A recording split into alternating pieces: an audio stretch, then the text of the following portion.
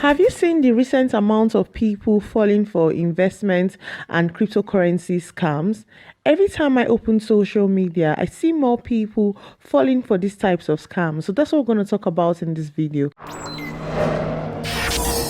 Welcome to the Smiling Professor. My name is Bukola.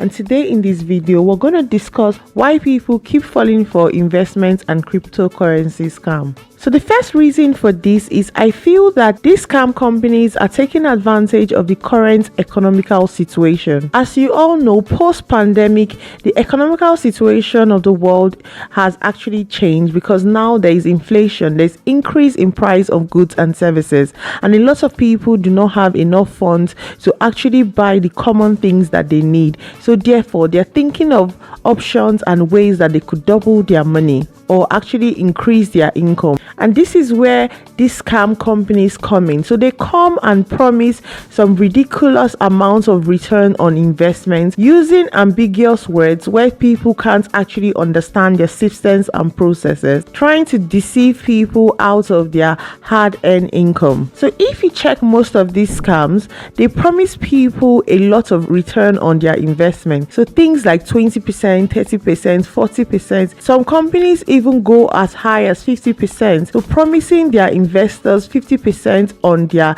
investment. This is really high if you know anything about investment. A perfect example is Amazon. Amazon actually started in 1994 but became profitable in 2001. So those investors who invested in Amazon had to wait a couple of years to actually see a return on their investment. And Amazon is one of the biggest companies in the world. So you should be aware of this. Most of these companies promising you ridiculous returns or things that are actually very high according to market standard may not actually be genuine.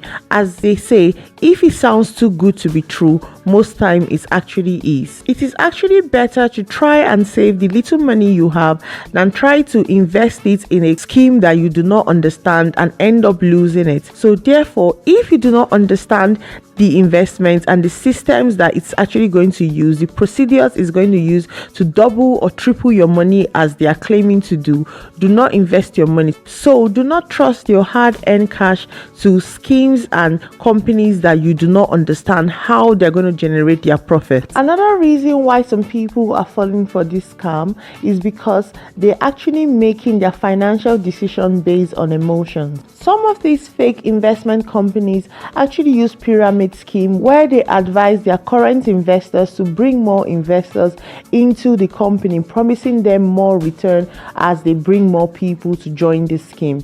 So what they are doing is they get people to recruit more people, and what people do most of the times is if they believe that themselves are going to get return on their investments, they will go tell their family and friends, telling them about a new scheme that's going to come out, that's going to increase their return on their investments, going to give them 50%, 40%. So most of these people may decide to actually come and invest in the same investment company, just thinking because, oh, my friend invested here, my brother, my loved one actually invested here, so therefore it's going to be a good investment. So they are making financial decisions based on their emotions. They are not actually conducting any analysis. They are not using any relevant data to actually check the authenticity of the business of the investment company. They're just making decisions based on emotions, so based on people they know. And these companies know this. That's why they always at first try to pay out the first group of people, because they know that if they pay out the first group of people will be motivated to get more investors into the scheme, because they will tell their family, they will tell their friends, and therefore they will get more money. And when they get to a saturation point, they will take everyone's money and leave. And most of the times it's really hard to try to get these people or trace where they are or where they have left to. I say all this to say that it is very important that you do not make your financial decisions based on emotions, especially when it comes to investing in things that you do not understand. No matter who comes to tell you about a new investment opportunity where you can make 20%, 30%, 50%, 50%, even 100%, make sure that you conduct your own research and you actually analyze the available data of this company. So you check the company. Is this company registered? Commodities do this company sell? What exactly, how are they going to generate this profit? I think most people don't ask this question. So companies that generate profit have a way and a system, a procedure to which they're going to generate profit. So I'll give you an example. So if the cost price of producing a particular product is $100 or 100 naira, if they're going to sell it at 115 naira, that means they're going to produce 50 naira profit. So there should be something like that. So even when it comes to investment, buying of shares, buying of cryptocurrencies, there is a format. So what format are they going to use? If you do not understand it and they're telling you that somebody's going to make money, he's going to trade, he's going to buy some currency somewhere, do not invest your money, because it's better you save the little money than you have than actually lose it to investments you do not understand, just because you're following your emotions to invest in something that a friend or one of your family members invested in. Another reason why some people might invest in such schemes is because they might not have available data to actually make effective decisions. So most of these companies do not have any relevant data that potential investors can actually use to analyze their decision on if they want to invest or not in their company. And they do this on purpose because they do not want you to see their track history. Most of the times they are believing that people will actually go and invest in these companies with the hope and with the faith that they are actually going to double their money. And this is the worst thing to do. Do not make your financial decision on hope. Make sure that you actually have data that you're going to analyze in order to make a decision about your finances. Another reason I feel people actually invest in these scam companies is because they believe they are the luckiest people on earth. So I had a friend and I was talking to this friend about this kind of investment companies, and they were trying to convince me that they are very lucky and they would be able to double, triple their money and things like this. So I'm not here to tell people that they're not lucky and they will not be able to invest their money. What I'm trying to say is, what is the probability? So we believe in statistics, we believe in math. So what's the probability that this particular investment company you're investing your hard-earned money is, without any research, without any data, without any track record of the company, you not even knowing the CEOs of the company, who the shareholders of the companies are, and you're just going ahead to invest your money? What's the probability that they are not actually a scam company? A company that is promising you 50% return on investment. These are questions you should ask yourself. Where are they going to see this money to pay you? What are they trading on?